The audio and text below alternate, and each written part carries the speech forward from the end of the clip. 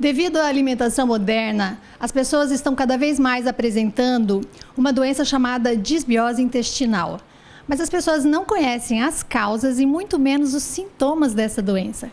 Eu estou aqui hoje com a doutora Renata Gabriele, especialista no assunto intestino, para a gente desvendar as causas da disbiose intestinal. Bem-vinda, doutora. Obrigada, Adriana. É um prazer estar aqui. Doutora Gabriele, hoje em dia há muitas pessoas com disbiose intestinal e elas nem sequer sabem que estão doentes. Afinal, o que é a disbiose e o que causa a disbiose intestinal? Porque muitas pessoas não sabem o que é isso. Então, primeiro a gente tem que entender que o nosso corpo, o nosso intestino, ele tem bactérias, né? E é normal ter bactérias. Só que ele tem que ter equilíbrio. E quando ele está em equilíbrio, essas bactérias estão em equilíbrio, isso é chamado de eubiose. E quando a gente tem um desequilíbrio dessas bactérias, ou seja, a gente tem talvez ali um aumento de bactérias ruins, ou aumento de parasitas ali dentro, aumento de fungos, a gente tem o desequilíbrio, que é a disbiose. Então, a disbiose é quando tem mais bactérias ruins do que bactérias boas vivendo no intestino, porque o intestino ele é habitado por milhões de bactérias, né, doutora? Bactérias, fungos, parasitas, né? Tudo isso que pode desequilibrar o que seria o normal, o padrão bom do nosso intestino. Como ela vai descobrir, detectar se ela está ou não desenvolvendo esse processo aí que é ficar doente e desenvolver a disbiose? O corpo ele vai dando sinais para a gente. Então, quais são os sinais da disbiose? Primeiro, desregulação do nosso intestino. Por exemplo, você pode ter uma constipação, assim, ou seja, não ir no banheiro, né, todo dia, ter aquele ressecamento para poder ir no banheiro. Ou também você pode ter um trânsito intestinal um pouquinho mais rápido, ter aquelas fezes mais amolecidas. Isso também pode ser disbiose. De má digestão, aquela sensação de distensão abdominal. Então você come algum alimento e parece que aquele alimento não digere corretamente. Tudo isso são sinais e sintomas de um intestino inflamado. Então, a gente tem que avaliar por esses pontos. É claro que é necessário fazer exames para excluir outros diagnósticos com o médico. Doutora, mas esses sintomas, eles podem acontecer eventualmente, não com frequência. Para a pessoa chegar ao ponto de achar que ela precisa de ajuda médica, isso tem que estar acontecendo com frequência? Como é que a pessoa vai identificar, doutora? Porque eu acho muito sutil identificar essa doença. Mais de meses, mais de anos, você ter esse padrão normal na sua vida. Ser um padrão normal, você estar constipada, sabe? Os pacientes que chegam para mim são pacientes que falam, não, é normal para mim esperar aí 5 dias para ir no banheiro, é normal para mim, sabe? Ou, olha, Renata, eu não posso sair de casa porque eu tenho medo de sair de casa porque eu sei que eu preciso de um banheiro. Doutora, e por se tratar de intestino, algumas pessoas têm preconceito em conversar e até procurar ajuda, né, sobre esse assunto e se abrir, mas é super importante, é relevante porque a qualidade de vida, até a vida social fica toda comprometida, né? Fica muito comprometido, porque, gente, tadinho, eu tenho vários pacientes que falam, Renata, eu não gosto de sair de casa para uma festa porque eu tenho medo de, do nada, me dar uma vontade de ir no banheiro. Ou vai num evento, numa festa ou uma viagem, come alguma coisa diferente e também sofre os danos provocados por essa alteração. Sim, porque às vezes até a constipação, né? Aquela constipação causa, o intestino ele fica dolorido, ele fica distendido, você não consegue ir no banheiro. Então, isso causa outros sintomas em conjunto, né? E outras doenças estão relacionadas à saúde intestinal, né? Então, muitas vezes o paciente está ali lutando contra outras doenças, contra enxaqueca, contra uma candidíase de repetição, contra o emagrecimento, né? Quer emagrecer e não consegue. E quando você vai avaliar, é o intestino dele que não está funcionando. Doutora, então a pessoa está em casa suspeitando que talvez ela sofra de disbiose. O que ela faz? Ela procura um médico, faz os exames, então isso vai ser detectado em exame? Essa doença é uma doença, como mesmo você falou, né? São vários sintomas variáveis. Então, existem várias doenças que têm esses mesmos sintomas. Então, a gente tem que fazer exclusão de diagnóstico, tá? Mas sim, é possível a gente fazer um exame específico para poder diagnosticar a disbiose. Esses exames, eles podem ser, por exemplo, o INDICAM ou até um exame de teste molecular em que a gente avalia as fezes do paciente e avalia ali a microbiota para ver se está alterado ou não. Doutora, partindo do pressuposto, então, de que essas doenças todas nascem no intestino, e uma vez detectada a doença, a senhora fazendo a recuperação do intestino, está recuperando a pessoa de qualquer quadro que seja? A gente tem vários estudos com várias doenças associando ela ao início do intestino. Não vai ser todas, mas existem várias. Entre elas, por exemplo, a candidíase de repetição, enxaqueca, quadros de queda capilar por conta de deficiência de nutrientes, né?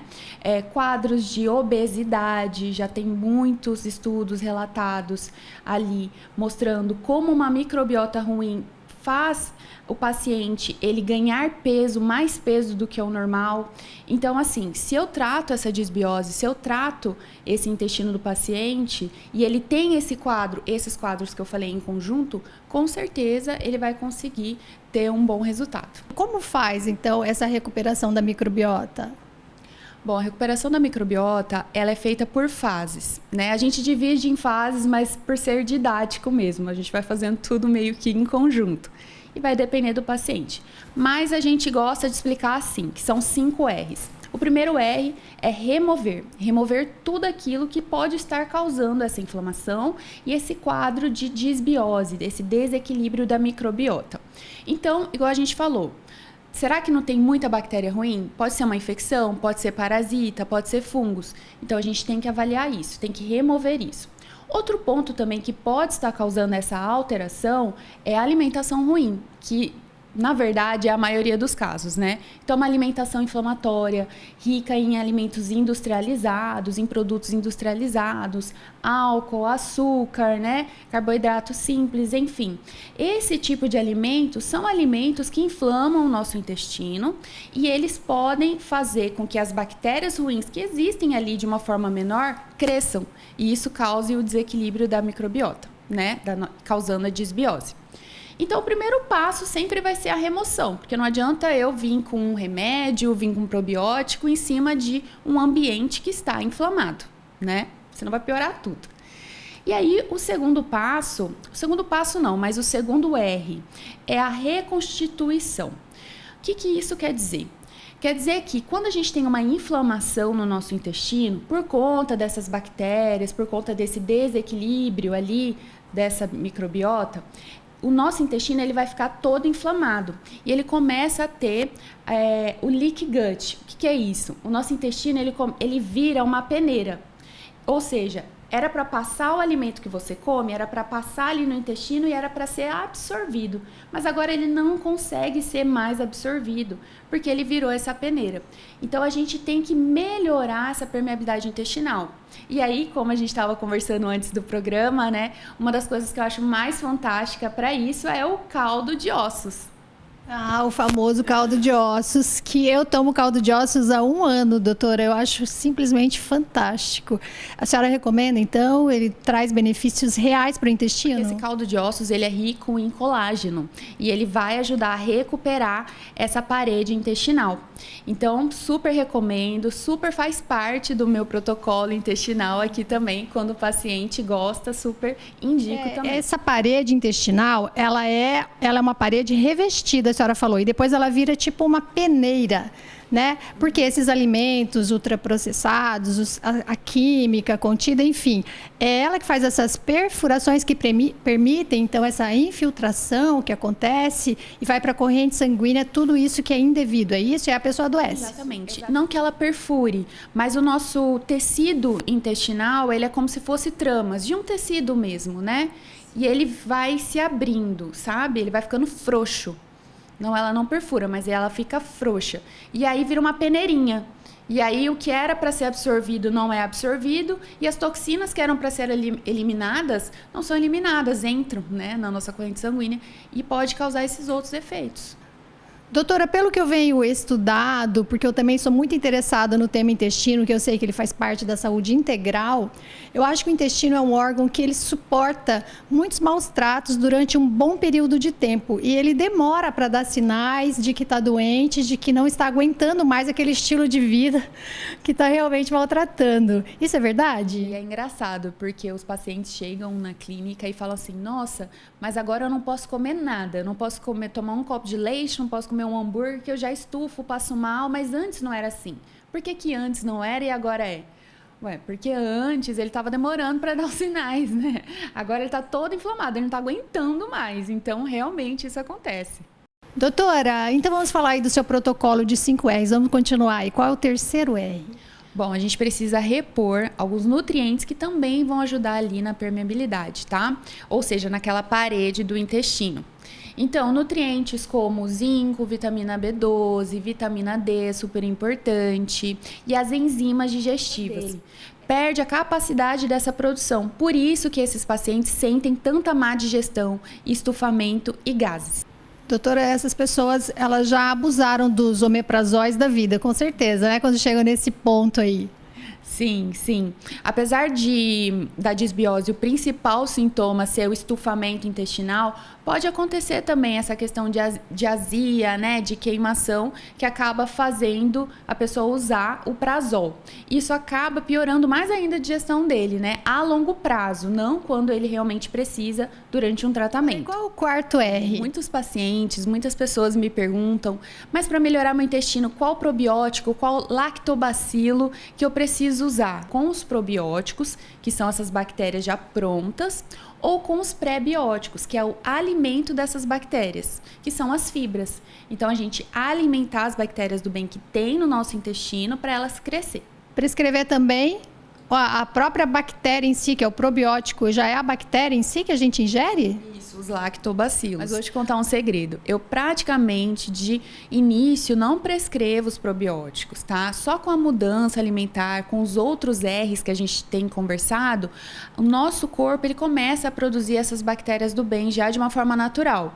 Então, é bem específico, ou seja, não é só o probiótico, que é a bactéria do bem, não é só tomar ele que vai ficar tudo certo, entende? Doutora, e qual o último R do seu protocolo? É o reequilíbrio, porque de nada adianta a gente fazer todo esse processo e depois tem um intestino lindo, saudável agora e aí voltar com os hábitos ruins anteriores. Então, reequilibrar. Como é que está seu sono? Como é que está seu manejo de estresse? Como é que está a sua alimentação?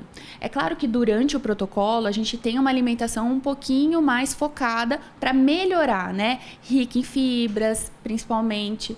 Mas assim, e depois disso? Como é que eu vou manter esse meu intestino saudável? Então, reequilibrar. Então, a senhora disse sono de qualidade, né? O manejo do estresse. Então, tudo isso afeta a saúde intestinal também? Afeta. E é um ciclo isso. Da mesma forma que você ter um intestino ruim pode alterar o seu humor ele também pode alterar o seu intestino, o seu estresse.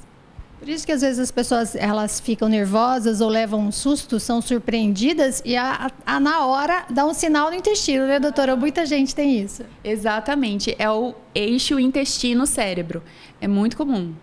Doutora, a pessoa então que está em casa, que ela suspeita que ela tem algum problema intestinal, uma disbiose ou qualquer outro problema ligado ao intestino, qual o primeiro passo? O que ela deve fazer então para tentar se curar desse problema? Sim, procurar o especialista, que é o gastroenterologista, para poder excluir doenças. Tá? A partir do momento que você faz essa pesquisa e não encontra uma doença específica, aí entra outros profissionais para ajudar, que é o nutricionista, a medicina funcional, que é o meu caso, né? A minha paixão é a medicina funcional, para poder fazer esse tratamento.